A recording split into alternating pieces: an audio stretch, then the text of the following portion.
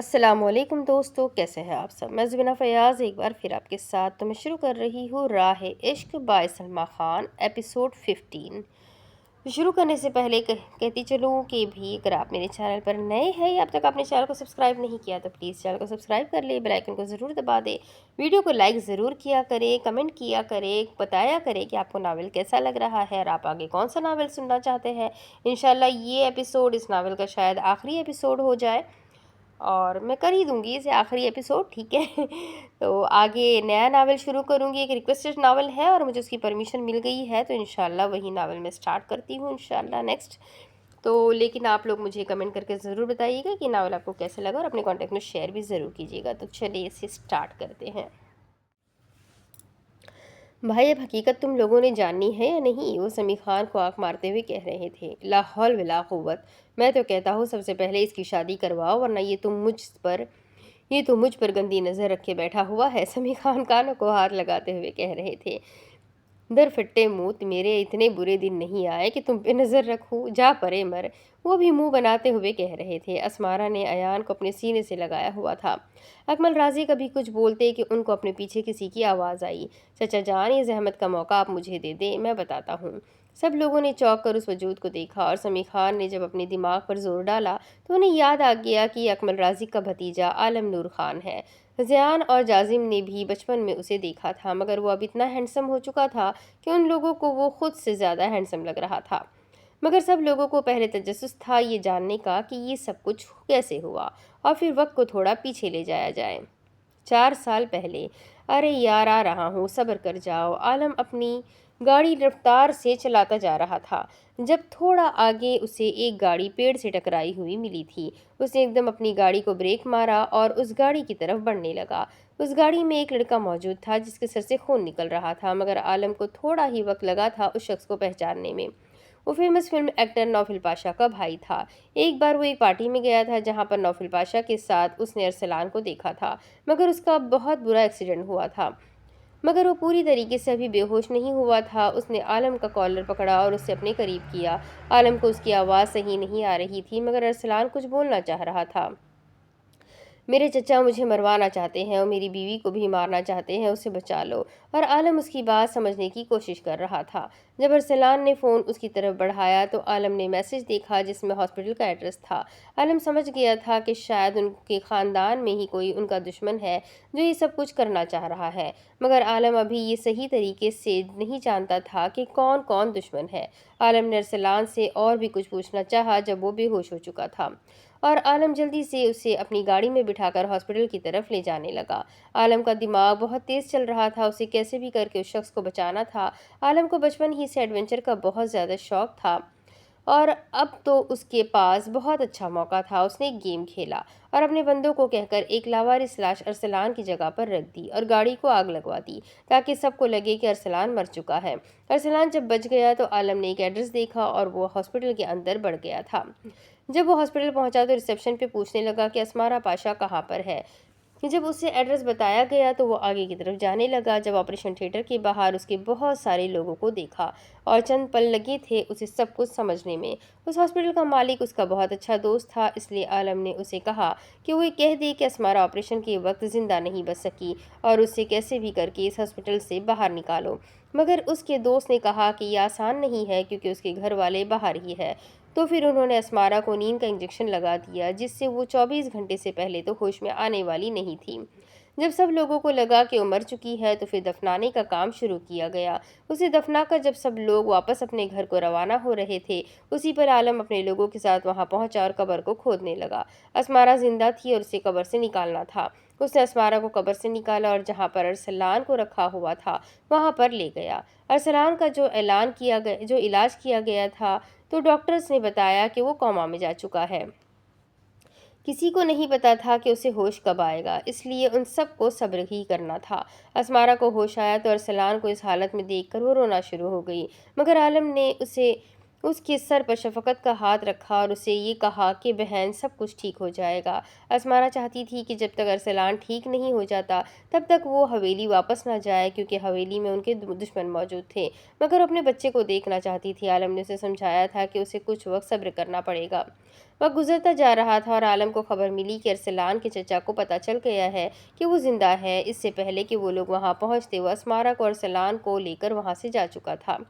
وہ کوئی معمولی انسان نہیں تھا، نہ اسے ان لوگوں سے ڈر لگتا تھا، بلکہ وہ اس گیم کو اور لمبا کرنا چاہتا تھا۔ وہ چھپن چھپائی کا کھیل کھیل رہا تھا اور اسے ان سب میں مزہ آ رہا تھا۔ وہ گزرتا جا رہا تھا مگر ارسلان کو ہوش نہیں آیا، اور پھر بالآخر 4 سال بعد وہ ہوش میں آیا تھا۔ ڈاکٹر تو امید چھوڑ چکے تھے، مگر اسمارا کو یقین تھا کہ وہ ضرور واپس آئے گا، اپنے بیٹے کے لیے، اسمارا کے لیے، اور وہ واپس آ چکا تھا۔ جب بہت وقت بعد عالم کی اپنے چچا سے بات ہوئی تو اس کے چچا نے اسے بتایا کہ نوفل کا خاندان بھی یہاں پر موجود ہے، اور ارسلان نے اکمل رازق کی بات سن لی تھی۔ وہ اپنے بھائی سے ملنے کے لیے بے تاب تھا، اور اسمارا اپنے گھر والوں سے اور اپنے بیٹے سے، اس لیے وہ لوگ عالم نور خان کے ساتھ آ گئے۔ حقیقت مکمل ہوئی، وہ دونوں صحیح سلامت سامنے کھڑے تھے، اور جس کی وجہ سے کھڑے تھے وہ ہاتھ باندھ کر مسکرا کر سب کو دیکھ رہا تھا۔ وہ اپنا گیم اچھے سے کھیلتا تھا اور جیتتا تھا، ایسے ہی تو لوگ اس سے گیم کا بادشاہ نہیں کہتے تھے، کیونکہ وہ عالم نور خان تھا جس کی رگوں میں ہی ہارنا نہیں تھا۔ سب اس کو دیکھ کر اس کا شکریہ ادا کر رہے تھے، سوائے مرجان کو چھوڑ کر۔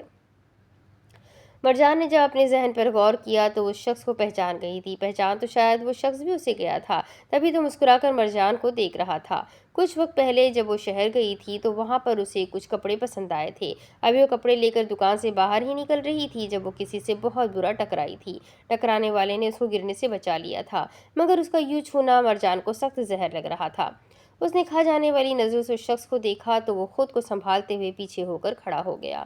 مرجان نے کچھ نہیں کہا اور وہاں سے نکلنے لگی، مگر وہ شخص بول اٹھا، "آئی ایم سوری، آپ کچھ کہیں گی نہیں؟" وہ مرجان کو دیکھ کر بول رہا تھا، "جی نہیں، مجھے کچھ نہیں بولنا، بس آپ چشمہ استعمال کر لیں، آپ کی مہربانی ہوگی۔"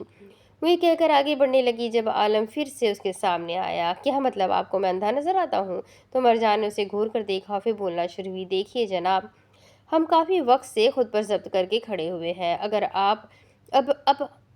ہمارا ضبط کا پیمانہ لبریز ہو گیا تو پھر ہمارا ہاتھ آپ کے رخسار پر بہت زور سے جا کے لگے گا، اور ہم نہیں چاہتے کہ آپ اتنی زیادہ بھیڑ میں ذلت کا شکار ہو جائے، تو محترم برائے کرم آپ جگہ چھوڑیے اور ہمیں رخصت ہونے دیجیے۔" وہ یہ کہہ کر وہاں سے جا چکی تھی اور پیچھے عالم شاہ ہکا بکا کھڑا رہ گیا۔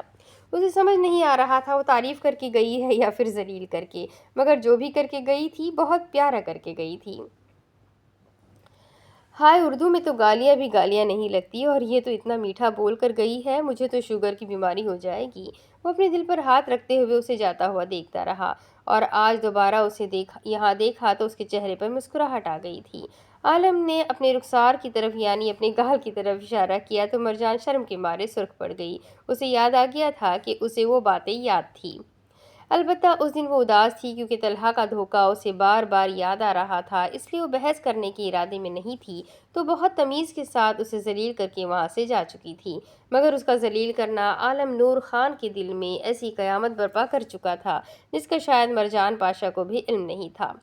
سب لوگ ان دونوں سے مل رہے تھے، خوشیاں جیسے دوبارہ لوٹ آئی تھی، مردے جیسے زندہ ہو گئے تھے۔ سب کچھ اتنا اچھا ہو رہا تھا کہ کسی کو اپنی آنکھوں پہ یقین ہی نہیں آ رہا تھا۔ ارسلان کو جب اپنی بہن کا پتہ چلا تو وہ بہت زیادہ خوش ہوا تھا۔ مرجان بھی اپنے بھائی کے سینے سے لگ گئی تھی۔ آج بالآخر ان کا خاندان مکمل ہو چکا تھا۔ نور بانو پاشا روتے روتے ہنسنے لگی، اور بالآخر آج سمیع خان نے اپنے دل کی بات کر ہی لی کہ وہ آبرو کا رشتہ جازم کے لیے چاہتے ہیں اور زیان کا رشتہ انابیہ کے لیے۔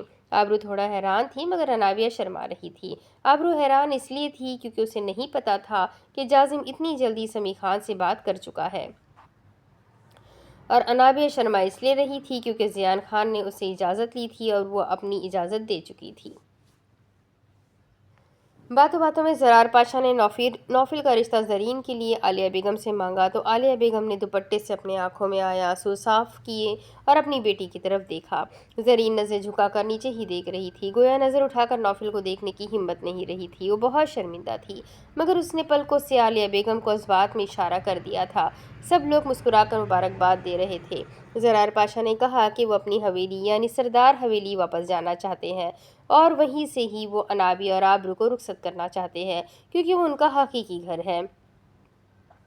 مراد نے بھی کہا تھا کہ وہ حویلی کے ساتھ والا گھر لے چکا ہے اور وہ بھی اب وہیں پر ہی رہے گا۔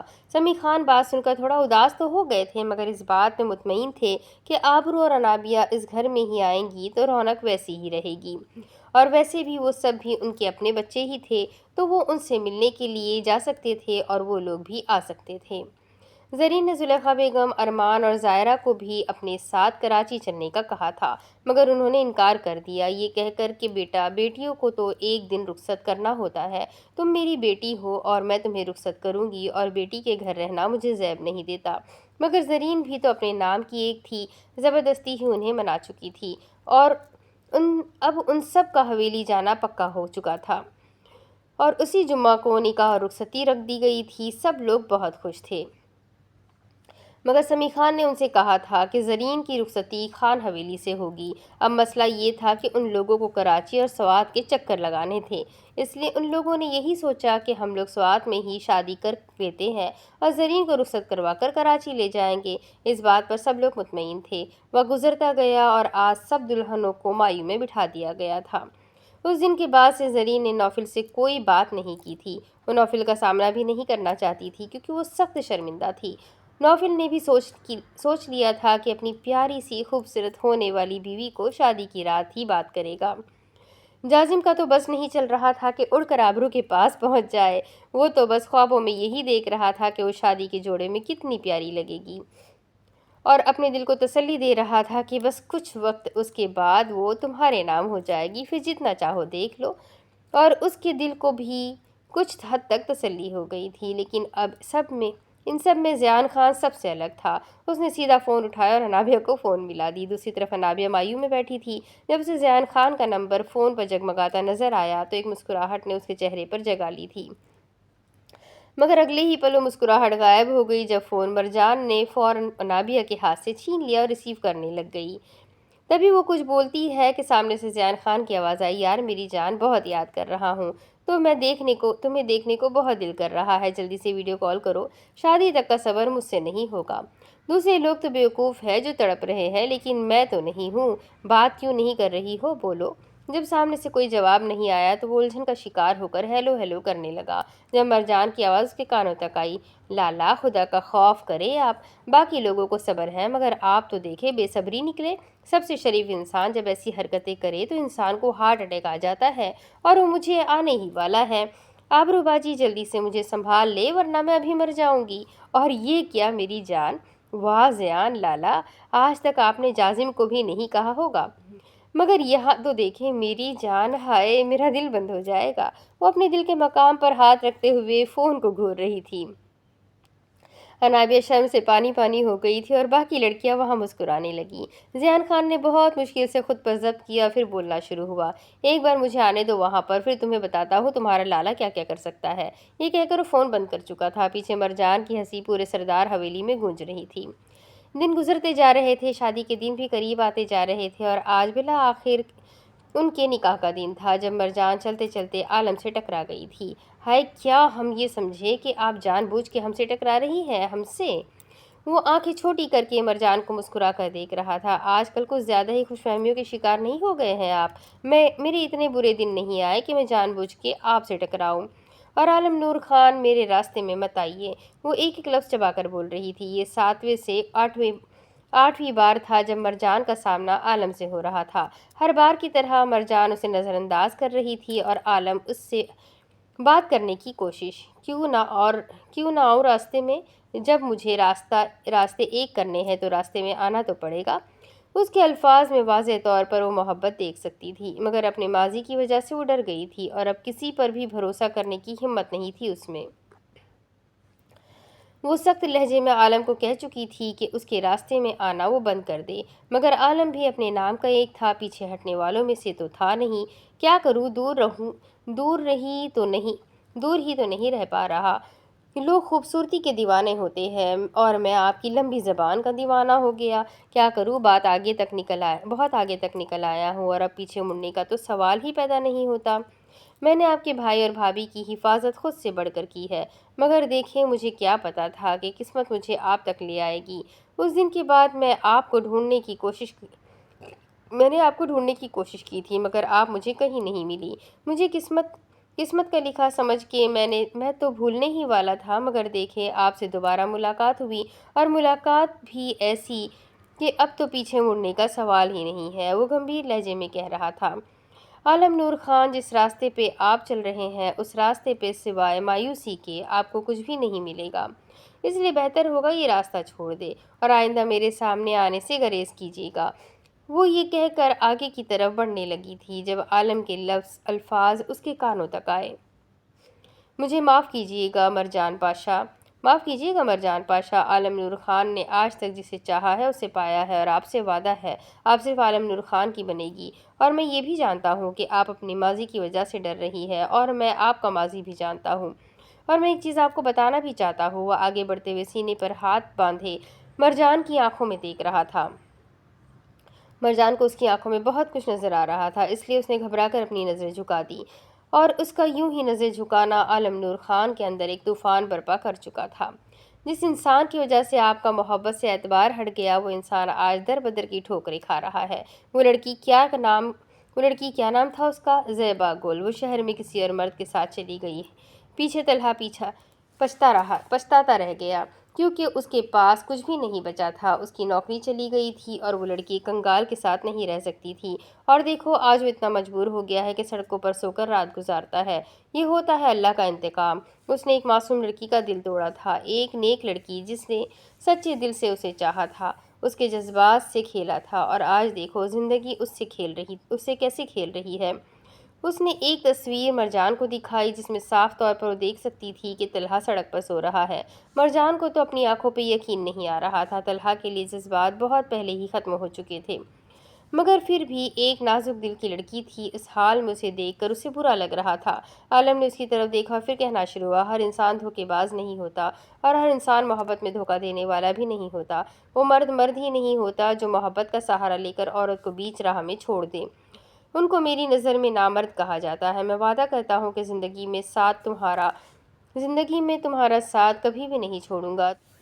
تم ایک شخص کی وجہ سے پوری دنیا سے بھروسہ کیسے ختم کر سکتی ہو؟ دنیا ایک جیسی نہیں ہے، یہاں پر اچھے لوگ بھی موجود ہیں، اگر یقین نہیں ہے تو اپنی حویلی میں دیکھ لو، خان حویلی میں دیکھ لو۔ سمیع خان نے بغیر کسی مفاد کے سب لوگوں کو اپنے گھر میں رکھا۔ زیان خان نے لوگوں کا سوچا اور اس چھوٹے سے گاؤں میں ہاسپٹل کھلوایا، اسکول کھلوائی، تاکہ لوگوں کو مشکلات کا سامنا نہ کرنا پڑے۔ جازم خان کو دیکھو، جس نے نوفل کو پاگل خانے سے نکالا اور اس کا خیال رکھا اور اسے زندگی کی طرف لے آیا۔ یہ تو وہ لوگ تھے جو تمہارے سامنے تھے، تم تو ان تینوں کو بچپن سے دیکھتی ہوئی آ رہی تھی۔ بتاؤ ان سب میں ان تینوں کا کوئی فائدہ تھا؟ بالکل بھی نہیں۔ وہ لوگ اس دنیا سے الگ تھے، وہ لوگ اچھے دل کے لوگ تھے، اس لیے انہیں اچھے لوگ ہی ملے۔ تم مجھ پہ بھروسہ کر سکتی ہو مرجان، میں ایک پٹھان ہوں اور پٹھان اپنی زبان سے نہیں مکرتا۔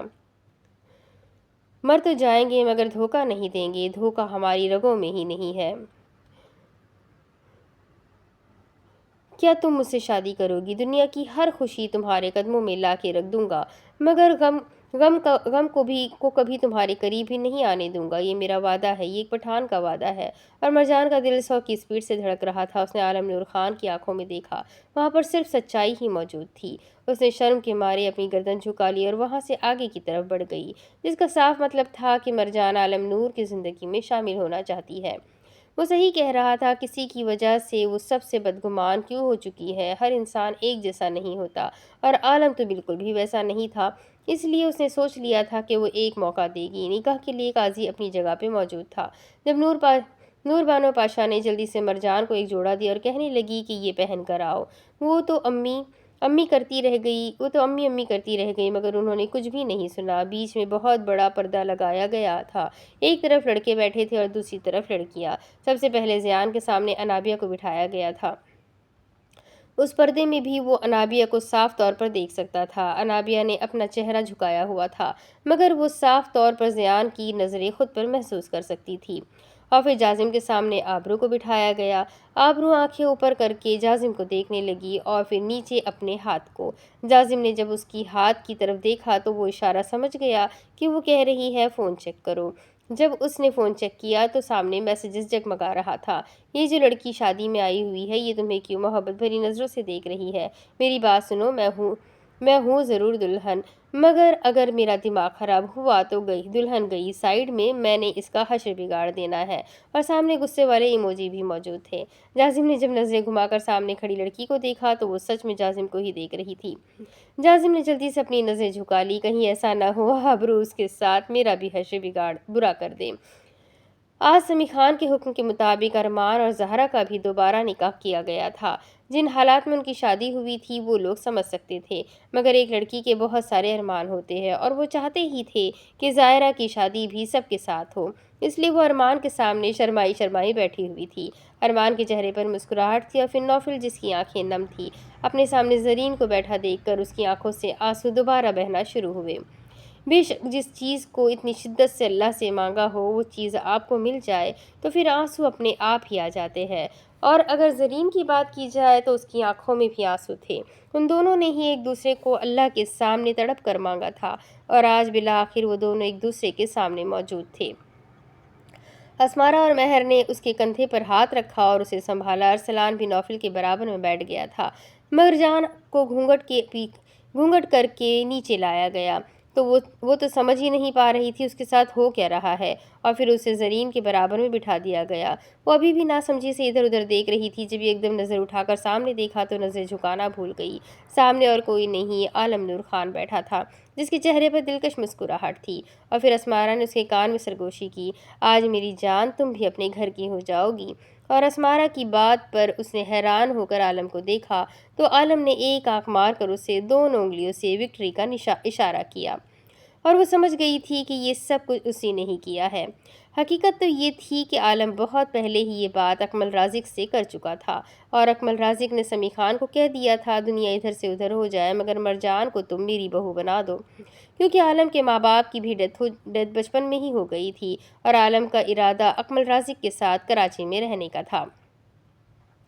اکمل رازق اکیلے تھے، مگر جب عالم نے انہیں بتایا کہ وہ مرجان کو پسند کرتا ہے اور وہ اسے شادی کرنا چاہتا ہے تو اکمل رازق بہت خوش ہو گئے تھے اور انہیں اس بڑھاپے میں ایک سہارا مل گیا تھا۔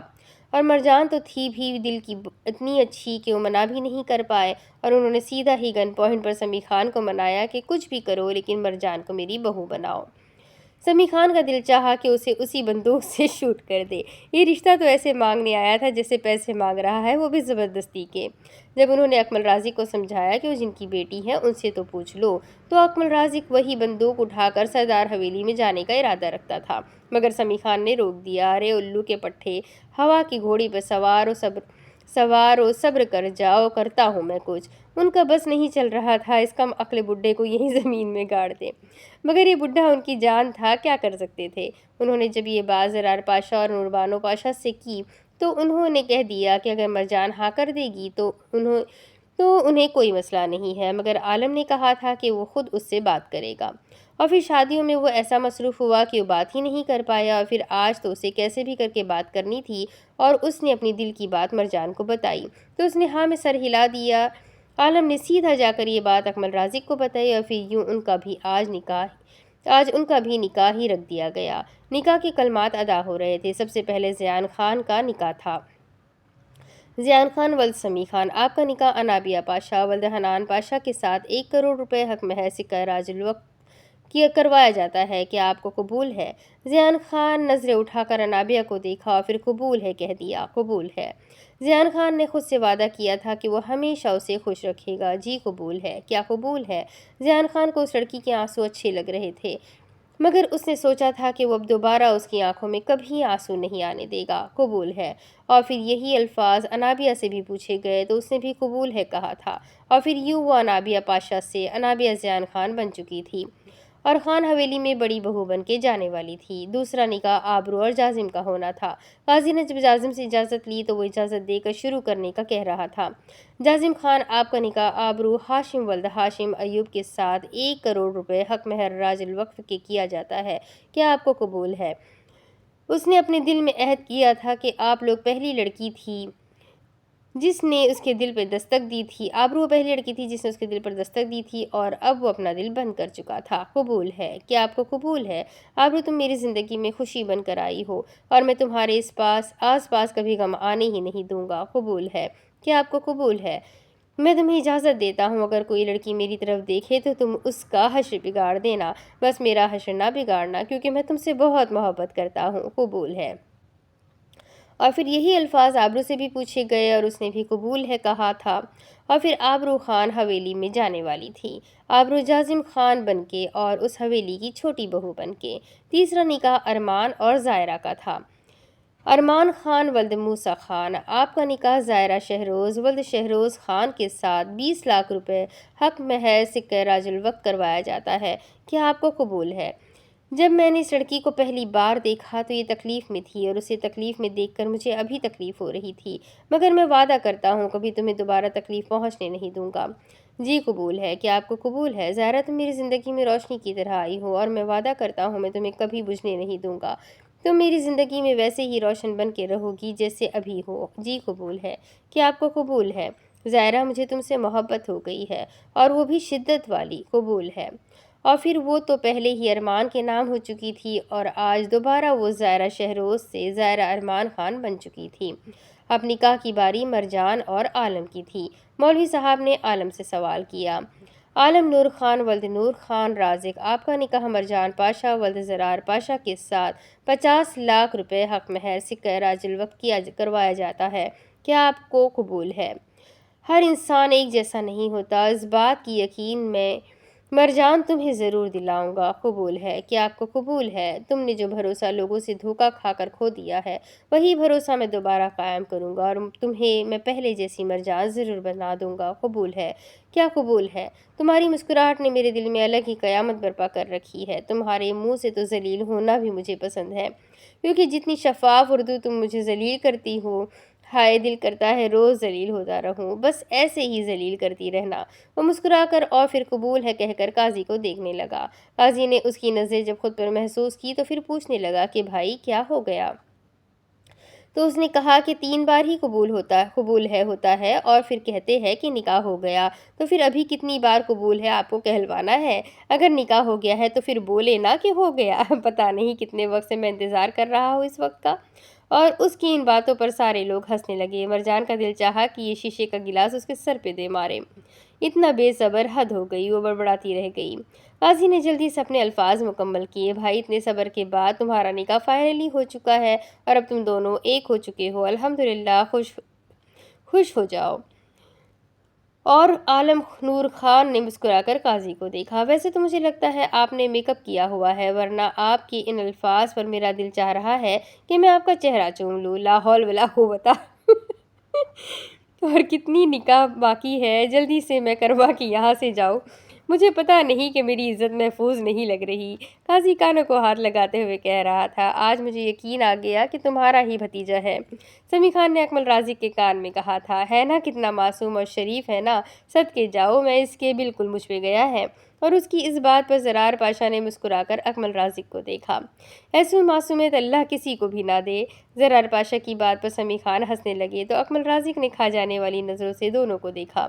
شرم کر جاؤ، دونوں سردار رہ چکے ہو اور یہ لوفرانہ اور فضول باتیں کر رہے ہو، شرم کرو۔ وہ منہ بناتے ہوئے ان دونوں کو چپ کروا رہے تھے مگر ان دونوں کا قہقہا اور بلند ہو گیا، دفعہ مرو، میں تو جا رہا ہوں۔ وہ آگے جا کر دوسری طرف کھڑے ہو کر وہ دونوں مسکراتے رہ گئے۔ اور پھر اتنے صبر کے بعد مرجان پاشا اکمل رازق کے گھر جانے والی تھی، مرجان عالم نور خان بن کر۔ اور پھر ملا کر وہ وقت بھی آ گیا جس وقت کا سب نے بے صبری سے انتظار کیا تھا، نوفل اور زرین کا نکاح۔ قاضی صاحب نے اپنے الفاظ شروع کیے، نوفل پاشا ولد زرار پاشا، آپ کا نکاح زرین فرخان ولد محمد فرخان کے ساتھ 50,000 روپے حق مہر سکہ راج الوقف اور اس کے ساتھ جو شرائط لکھی گئی ہے، کیا آپ کو قبول ہے؟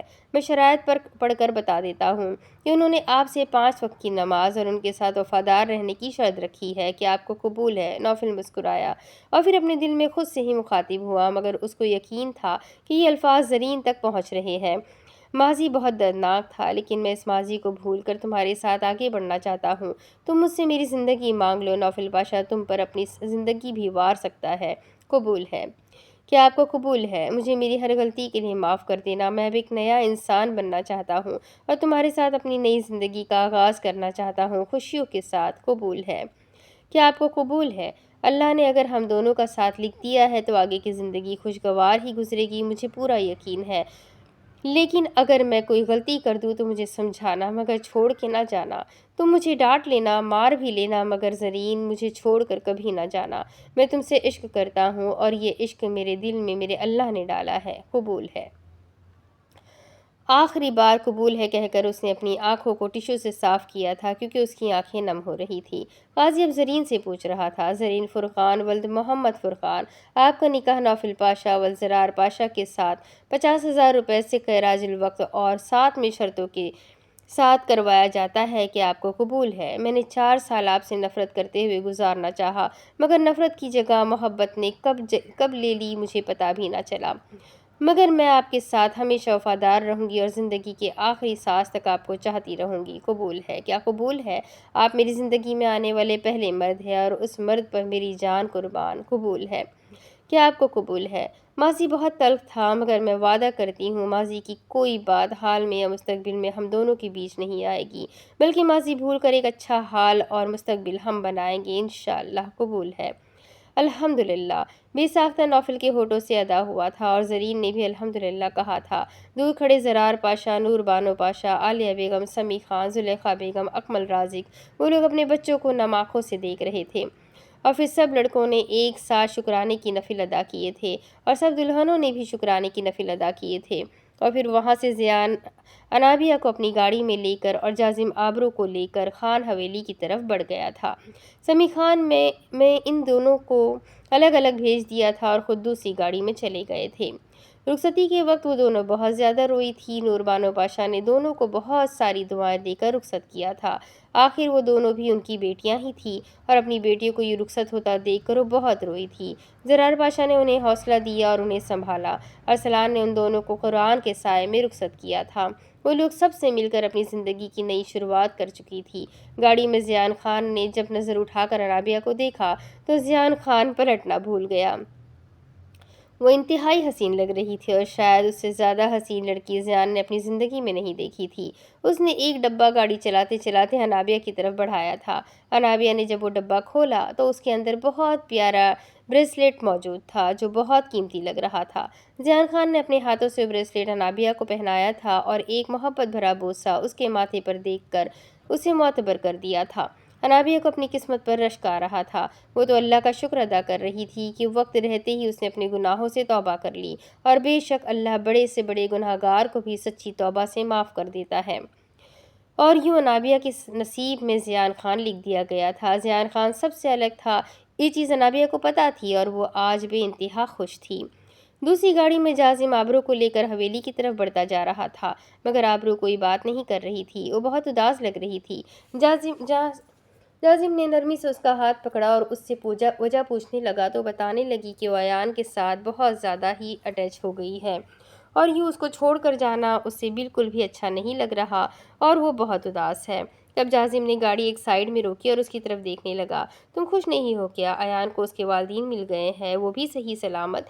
میں خوش ہوں جازم، لیکن میری جان اس میں لیکن کچھ بھی نہیں ہوتا یار، مجھے بھی بہت عزیز ہے۔ جب میں نے تمہیں اپنے دل میں جگہ دی تھی تم سے پہلے ہی میں ایان کو بھی قبول کر چکا تھا، مگر ارسلان بھائی اور اسمارا بھابھی زندہ ہے، یہ دیکھ کر میں بہت خوش ہوا تھا۔ مجھے اسے دیکھ کر برا لگتا تھا کہ اس کے والدین اس کے خاندان کے دشمنی کی بھیٹ چڑھ گئے، مگر مجھے ان دونوں کو زندہ دیکھ کر بہت خوشی ہوئی تھی کہ اللہ نے ان دونوں کو اپنی حفاظت میں رکھا تھا۔ تم فکر مت کرو، سب ٹھیک ہے اور اب تو تم میری ہو چکی ہو، تمہیں لگتا ہے کہ میں تمہیں اداس رہنے دوں گا؟ ابرو اس کی بات سن کر مسکرانے لگی، اور بات رہی ایان کی تو ایان تو ہم لوگ بھی۔ اس کے الفاظ مکمل بھی نہیں ہوئے تھے کہ ابرو شرم کے مارے سرخ پڑ چکی تھی۔ گاڑی چلائے، سنسان راستہ ہے، دیر ہو گئی ہے، اور اس کے یوں شرمانے پر جازم کھل کر مسکرانے لگا، پھر گاڑی خان حویلی کی طرف بڑھا چکا تھا۔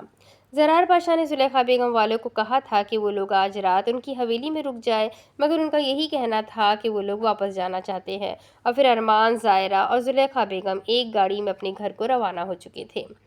پورے راستے ارمان چور نظروں سے اپنے برابر بیٹھی زائرہ کو دیکھے جا رہا تھا۔ جب پیچھے زلیخا بیگم کی آواز اس کے کانوں تک آئی، بیٹا تمہاری اپنی ہی پرسنل بیوی ہے، تم چھپ کر کیا دیکھ رہے ہو؟ سریعام دیکھو، میں تو ویسے بھی سونے لگی ہوں، بھائی جتنا دیکھنا ہے دیکھ لو۔ وہ مسکرا کر کہہ رہی تھی اور زائرہ کا چہرہ شرم کے مارے ٹماٹر کی طرح لال ہو گیا تھا۔ اس کا یوں لال چہرہ دیکھ کر ارمان کو بہت ہنسی آئی تھی اور بہت پیار بھی آ رہا تھا۔ پیچھے مڑ کر جب دیکھا تو زلیخا بیگم ٹیک لگا کر سو چکی تھی، تو ارمان نے اپنے ہاتھ میں پکڑی انگوٹھی زائرہ کی طرف بڑھائی تو زائرہ نے آنکھیں بڑی کر کے انہیں باز رہنے کا اشارہ کیا۔ ارمان نے شانے اچکائے اور انگوٹھی اس کی انگلی میں ڈال دی۔ ہاں بیٹا، آرام سے، انگلی نہ توڑ دینا۔ پیچھے زلیخا بیگم کی آواز آئی تو ارمان نے ایک دم اس کا ہاتھ چھوڑا اور گاڑی چلانا شروع ہو گیا۔ پیچھے زلیخا بیگم مسکراتی رہ گئی۔ اکمل رازق الگ گاڑی میں کراچی کی طرف روانہ ہو گئے تھے اور عالم اور مرجان الگ گاڑی میں تھے۔ مرجان کو تو غصہ آ رہا تھا، وہ تو چاہتی تھی کہ اکمل رازق بھی ان کے ساتھ اسی گاڑی میں شامل ہو، مگر شاید ان لوگوں کے پاس گاڑیاں ہی اتنی زیادہ تھیں کہ سب لوگ اپنی دلہنوں کو لے کر اکیلے ہی روانہ ہو گئے تھے، اور جب سب لوگ اکیلے روانہ ہو گئے تو پھر عالم کیسے پیچھے رہ سکتا تھا؟ اس نے بھی مرجان کا ہاتھ پکڑا اور اسے الگ گاڑی میں لے کر چلا گیا۔ پورے راستے مرجان کا منہ بنا ہوا تھا۔ عالم نے نظریں موڑ کر اسے دیکھا تو اس کا منہ ٹماٹر کی طرح پھلا ہوا تھا اور اس وقت وہ کوئی چھوٹی بچی لگ رہی تھی۔ اس نے مسکرا کر اسے دیکھا اور پھر کہنے لگا، آپ کے رخسار لال ٹماٹر کی طرح بہت چمک رہے ہیں، ہمارا دل کرتا ہے کہ ہم اپنے ان نازک ہاتھوں سے آپ کے رخسار کو چھوئیں۔ اگر آپ ہمیں اجازت دیتی ہیں تو ہم یہ گستاخی کر سکتے ہیں، اور اگر آپ ہمیں اور گستاخی کی اجازت دیں تو پھر ہم ہاتھ کی بجائے اپنے ان لبوں سے آپ کے رخسار کو چھو سکتے ہیں۔ اس کی صاف اردو پر پہلے تو وہ حیران ہوئی اور پھر جواب دینے لگی، دیکھیں محترم، ابھی ہو چکی ہے بہت رات، تو برائے کرم گاڑی کو سنبھال کے اور ہمیں گھر تک پہنچا دیجئے، اور بات رہی رخسار کو چھونے کی تو اب گھر چلیے، ہمارے ہاتھ بے تاب ہے آپ کے رخسار کو چھونے کے لیے، اچھے سے ہم چھوئیں گے، ابھی گھر چلیں۔ اور اس کے اس غصے پر بھی عالم نور خان فدا ہو رہا تھا۔ ہائے صدقے، تم نے تو اس پٹھان کے دل میں ہلچل مچا دی ہے، کیا کرے، ہم وفا ایک عورت سے نبھاتے ہیں اور جس سے نبھاتے ہیں اس پر اپنی دنیا لٹا دیتے ہیں، جیسے میں نے تم پر لٹا دی۔ مرجان نے آنکھیں بڑی کر کے اس کو دیکھا۔ ہائے اللہ، میری پیاری بلی، اور اس کا بلی کہنے پر مرجان نے اپنے ہاتھ اس کے ہاتھ پر مارے تھے، مگر وہ ہاتھ نہیں تھے، وہ ناخن تھے۔ ہائے اللہ، آپ کی تو ادائیں بھی بلیوں والی ہیں۔ مسکرا کر اسے اور آگ لگا چکا تھا۔ جناب، گھر پہنچے پھر ہم آپ کو بتاتے ہیں کہ ہم میں کون کون سی ادائیں ہیں۔ اس کا یوں جناب کہنے پر عالم نور خان کا بس نہیں چل رہا تھا کہ اس کو اپنے سینے سے لگا لے۔ وہ اگر ابھی یہ راستہ سنسان تھا تو پہلے گھر پہنچنا تھا۔ خود پر قابو کرتے ہوئے گاڑی چلا رہا تھا، مگر شیشے سے باہر بار بار مرجان کو دیکھ رہا تھا، کیونکہ اس نے سختی سے منع کیا تھا کہ اگر اس نے اب گردن موڑ کر اسے دیکھا تو وہ اس کی گردن توڑ دے گی، اور عالم نور خان اس وقت اپنی بیوی کے الفاظ سچ معلوم ہو رہے تھے، کہیں سچ میں ہی وہ اس کی گردن نہ موڑ دے، کیونکہ اگر وہ ایک پٹھان تھا اور اپنی باتوں پر قائم رہنے والا تھا تو وہ بھی ایک پٹھانی تھی جو اپنی باتوں کو سچ ثابت کرنا جانتی تھی۔ عالیہ بیگم، مراد اور مہر اپنے بچوں کو لے کر اپنے گھر کی طرف چلے گئے تھے۔ زرین کی رخصتی پر وہ بہت زیادہ روئی تھی اور اپنی بیٹی کو بہت ساری دعائیں دے کر وہاں سے رخصت ہوئی تھی۔ مہر بھی بہت زیادہ خوش تھی اور خوش دلی سے ان سب سے مل کر اب وہ لوگ بھی اپنی منزلوں کو روانہ ہو گئے تھے۔ زرار پاشا نے نوفل سے اپنے ہر رویے کی معافی مانگی تھی، جو بھی انہوں نے مہک کے ساتھ کیا اور جو رویہ انہوں نے نوفل کے ساتھ رکھا، ہر چیز کی معافی۔ نوفل نے بھی انہیں معاف کر دیا تھا، کیونکہ آخر وہ ان کے باپ تھے اور نوفل اب معاف کرنے والوں میں سے بن گیا تھا، اور یہ بات ارسلان کو بہت زیادہ اچھی لگی تھی۔ سردار حویلی میں اس وقت نوفل کے کمرے کا جائزہ لیا جائے تو نوفل زرین کے سامنے بیٹھا ہوا تھا، زرین کے ہاتھ پکڑ کے اس سے معافی مانگ رہا تھا۔ آج وہ سچائی کے بعد ان کا پہلی بار سامنا ہوا تھا۔ زرین بہت شرمندہ نظر آ رہی تھی، مگر نوفل کو وہی غصے والی اور اکڑو زرین پسند تھی جو کسی کو منہ لگانا بھی پسند نہیں کرتی تھی۔ میں تو ایسی نہیں ہوں۔ جب نوفل نے اسے بتایا تو خفکی سے منہ بنانے لگی۔ نوفل مسکراتے مسکراتے اس کو دیکھ رہا تھا۔ اسے یہ کوئی خواب معلوم ہو رہا تھا۔ اگر یہ خواب تھا تو وہ شدت سے دل میں دعا کر رہا تھا کہ یہ خواب کبھی ختم نہ ہو۔ وہ اس سے بہت شرمندہ ہو رہی تھی۔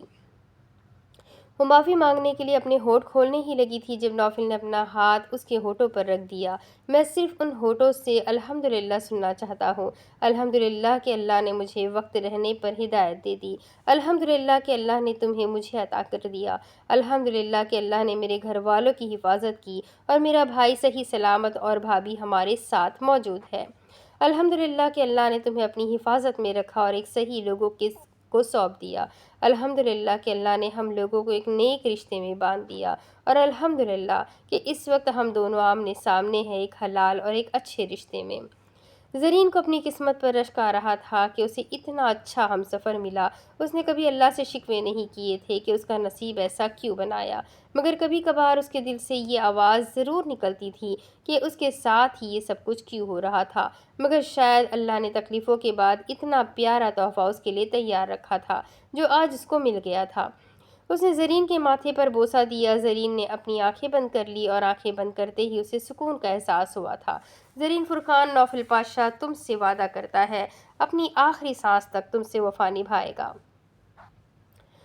اور اگر میری محبت میں تم کمی دیکھو تو مجھے بتا دینا، میں اسی دن اپنی زندگی خود ختم کر دوں گا، کیونکہ مجھے یقین ہے کہ میرے دل سے زرین فرخان کی محبت کبھی کم نہیں ہو سکتی بلکہ بڑھ ہی سکتی ہے۔ اس کے لفظوں میں یقین تھا جو زرین کو ہو رہا تھا، اور وہ اللہ کا شکر ادا کرتے ہوئے اس کی طرف دیکھ رہی تھی۔ رات بہت اچھی اور بہت خوشگوار سب کی گزری تھی۔ سب کو اپنے ہم سفر مل گئے تھے اور پھر صبح ہی سب لوگ سردار حویلی میں پہنچے تھے۔ عالیہ بیگم ناشتہ لے کر آئی تھی اور سمیع خان بھی اپنی بہوؤں اور بیٹوں کو لے کر سردار حویلی میں صبح ہی پہنچ گئے تھے۔ اکمل رازق بھی آ چکے تھے۔ نور بانو پاشا نے تو کہا تھا کہ آپ لوگ نہ جائیں کیونکہ پھر آپ لوگوں کو صبح واپس آنے میں مشکل ہو جائے گی، مگر ان کا یہی کہنا تھا کہ وہ لوگ صبح 11 بجے حویلی میں موجود ہوں گے، اور وہ اپنی بات کے پکے تھے اور پورے 11 بجے ہی سب لوگ موجود تھے۔ اسمارا نے جیسے ہی انابی اور آبرو لوگوں کو دیکھا وہ فوراً ان کی طرف بڑھی اور چند نوٹ نکال کر ان پر صدقہ کرنے لگی۔ وہ دونوں لال جوڑا پہن کر آئی تھی جس میں بہت خوبصورت لگ رہی تھی، اور نئی نویلی دلہن کا روپ دونوں میں بخوبی آیا تھا۔ اور پھر مرجان بھی وہاں پر آ چکی تھی۔ عالم اس کا ہاتھ پکڑ کے آ رہا تھا۔ اس نے پتہ نہیں کتنی بار اسے ناخن مارے تھے، مگر عالم بھی پیچھے ہٹنے والوں میں سے نہیں تھا۔ اس نے بھی کہا تھا کہ وہ تو ہاتھ پکڑ کے ہی اندر جائے گا، اور وہ یہی سوچ رہی تھی کہ وہاں پر لوگ کیا سوچیں گے کہ کیا میں اتنی تڑپ رہی ہوں اس پٹھانی مرغے سے شادی کرنے کے لیے جو اب تو ہاتھ ہی نہیں چھوڑ رہی۔ اس نے کل رات عالم کا نیا نام رکھا تھا پٹھانی مرغا، اور پھر ان دونوں کو یوں ہاتھوں میں ہاتھ لے کر آتے ہوئے سب نے دیکھا تھا اور پھر ان پر بھی صدقہ کیا تھا۔ زلیخا بیگم کو بھی بلایا گیا تھا، وہ بھی ارمان اور ظاہرہ کے ساتھ موجود تھی۔ وہ بھی اپنی بیٹی کے لیے ناشتہ لے کر آئی تھی، اور آج اتنی زیادہ ناشتے دیکھ کر اکمل رازق تو خوشی ہو گئے تھے، کیونکہ وہ پہلے سے ہی کھانے کے بہت زیادہ شوقین تھے، اور آج اتنا زیادہ کھانا دیکھ کر وہ تو پاگل ہونے کو آ گئے تھے۔ وہ ابھی ڈائننگ ٹیبل کی طرف بڑھنے لگے تھے جب سمیع خان نے ہاتھ بڑھا کر روک دیا۔ او کم عقل بڈھے، یہاں پر سارے لوگ ابھی تک نہیں آئے ہیں، جب آ جائیں گے تب ٹھوس لینا، ابھی ہاتھوں کو قابو رکھو اور چپ کر کے بیٹھو۔ اکمل رازق نے اسے ایسی نظروں سے دیکھا جیسے کہہ رہے ہو در فٹے منہ بے غیرت، میرے کھانے پر نظر رکھ کے بیٹھا ہوا ہے۔ زرین صبح فجر کے ٹائم ہی اٹھ گئی تھی۔ نماز دونوں نے ایک ساتھ پڑھی تھی، اور پھر اس نے نوفل کی فرمائش پر لال کلر کا جوڑا اور لال کلر کی ہی چوڑیاں ہاتھوں میں پہنی تھی۔ شیشے کے سامنے جب خود کو دیکھا تو خود کو پہچاننے سے ہی انکاری ہو گئی تھی، کیونکہ وہ انتہائی خوبصورت لگ رہی تھی۔ نوفل اس کے پیچھے آ کر کھڑا ہو گیا اور مسکرا کر اسے دیکھنے لگا۔ ماشاء اللہ اور الحمدللہ کہ اتنی خوبصورت بیوی میرے نصیب میں۔ نوفل ہر بار اپنے لفظوں سے زرین کو معتبر کر دیتا تھا، اور پھر وہ دونوں ہاتھوں میں ہاتھ دے کر سیڑھیوں سے نیچے اتر رہے تھے۔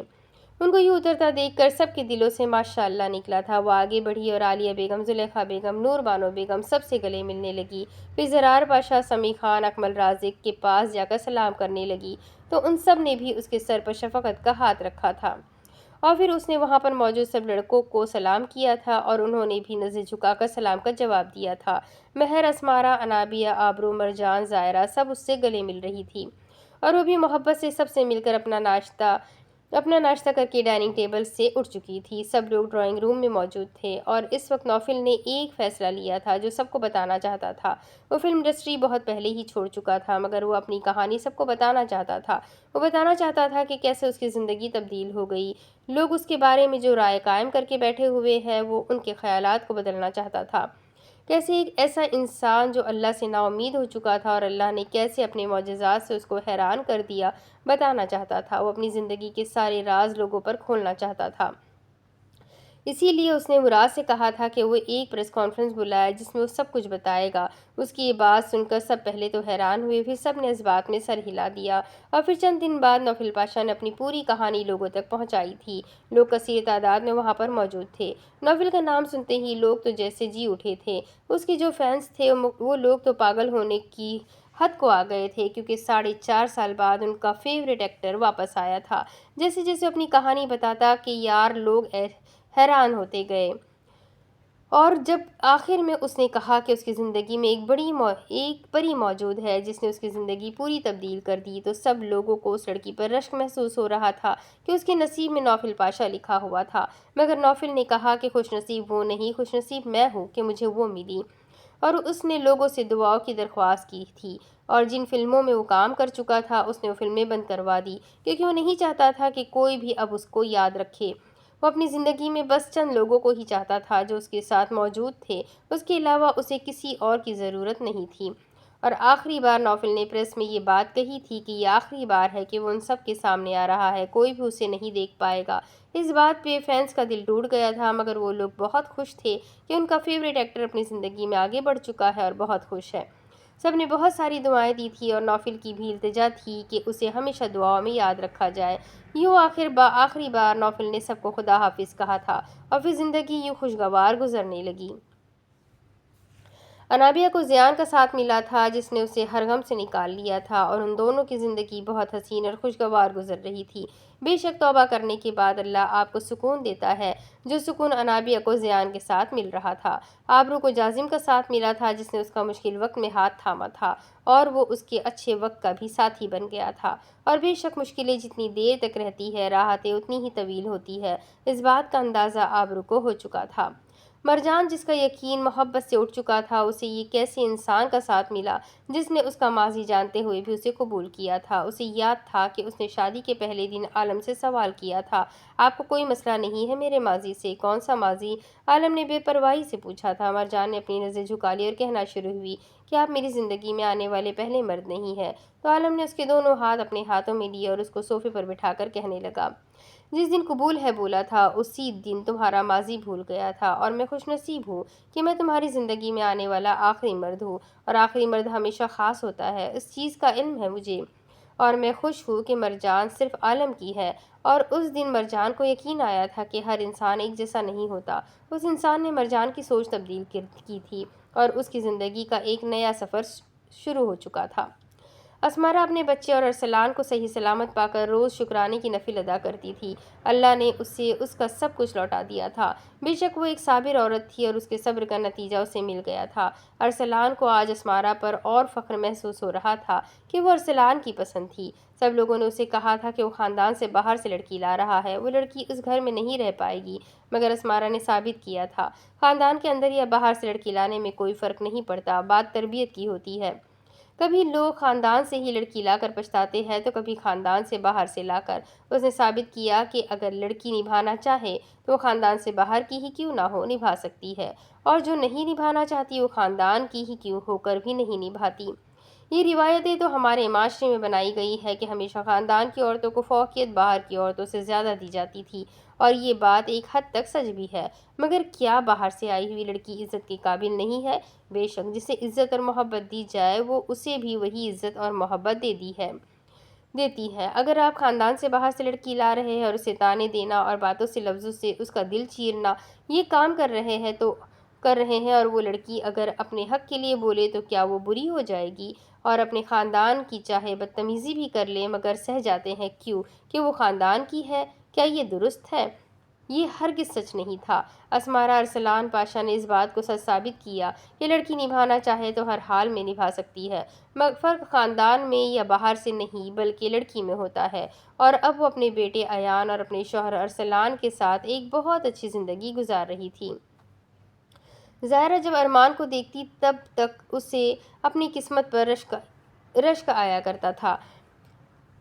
اس انسان نے بھری محفل میں اسے رسوا ہونے سے بچا لیا تھا۔ وہ تو اسے جانتا تک نہیں تھا، وہ تو یہ بھی نہیں جانتا تھا کہ اس پر جو الزام لگائے جا رہے ہیں وہ سچ ہے یا جھوٹ، مگر اس نے ثابت کیا کہ وہ ایک پٹھان ہے اور پٹھان کسی لڑکی کو رسوا ہوتے ہوئے نہیں دیکھ سکتا، اور اس نے بغیر سوچے سمجھے اس لڑکی کی عزت بچا کر اسے نکاح کر لیا تھا۔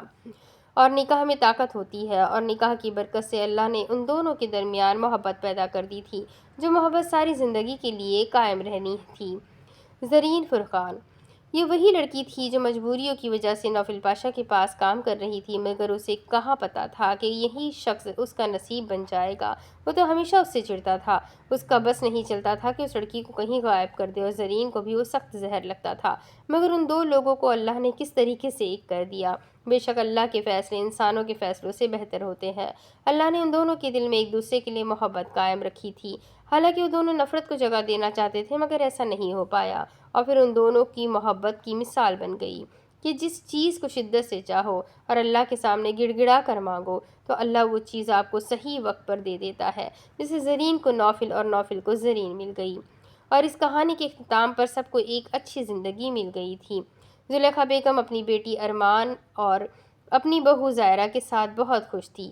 اکمل رازق اپنے بیٹے عالم نور خان اور اپنی بہو مرجان کے ساتھ ایک خوشگوار زندگی گزار رہے تھے۔ زرار پاشا اور نور بانو پاشا اپنے دونوں بچے اور بہوؤں اور پوتے کے ساتھ زندگی کے خوشگوار لمحے گزار رہے تھے۔ سمی خان اپنے بیٹے اور بہوؤں کے ساتھ ایک حسین زندگی گزار رہے تھے۔ عالیہ بیگم اپنی بیٹی مہر اور اپنے بیٹوں جیسے مراد اور نواسہ اور نواسیوں کے ساتھ ایک خوشگوار زندگی گزار رہی تھی، اور اس کہانی کے اختتام پر سب کو ان کی چاہتے اور زندگی کے ہمسفر مل گئے تھے۔ مرجان کو عالم کا ساتھ ملا، مہر کو مراد کا ساتھ ملا، انابیہ کو زیان کا ساتھ ملا، آبرو کو جازم کا ساتھ ملا، زائرہ کو ارمان کا ساتھ ملا، اسمارہ کو ارسلان کا ساتھ ملا، اور سب سے آخر میں زرین فرخان کو نوفل پاشا کا ساتھ ملا، اور بے شک آگے کی زندگی بھی ان سب کی خوشگوار ہی گزرنی تھی۔ ختم شد۔ تو یہ کہانی یہیں ختم ہوتی ہے۔ آپ سب کو یہ کہانی بہت پسند آئی ہوگی، اس کی اینڈنگ بہت پیاری تھی، کئی جگہ پر فنی بھی تھے، میں نے زور سے ہنس بھی دیا، آئی ہوپ آپ لوگ مائنڈ نہ کریں، بٹ واقعی میں کچھ پارٹس کچھ لائنز بہت زیادہ فنی تھی، اور بہت مزیدار ناول تھا، ایک مکمل ناول تھا، بہت ہی پیارا ٹویسٹ تھا، بہت ہی پیارا سسپینس، بہت ہی اچھی ناول۔ آئی ہوپ آپ سب کو پسند آئی ہے، تو جلدی سے ویڈیو کو لائک کریں، چینل کو سبسکرائب کریں، بیل آئیکن کو ضرور دبائیں، ناول کو اپنے کانٹیکٹس میں شیئر ضرور کریں، رائٹر نے اتنی محنت کی ہے تو شیئر کرنا تو بنتا ہے۔ تو چلو ملتے ہیں ایک نئی کہانی کے ساتھ نیو ویڈیو میں، تب تک کے لیے اپنا خوب سارا خیال رکھیں، مجھے بھی دعاؤں میں یاد رکھیں۔ اللہ حافظ۔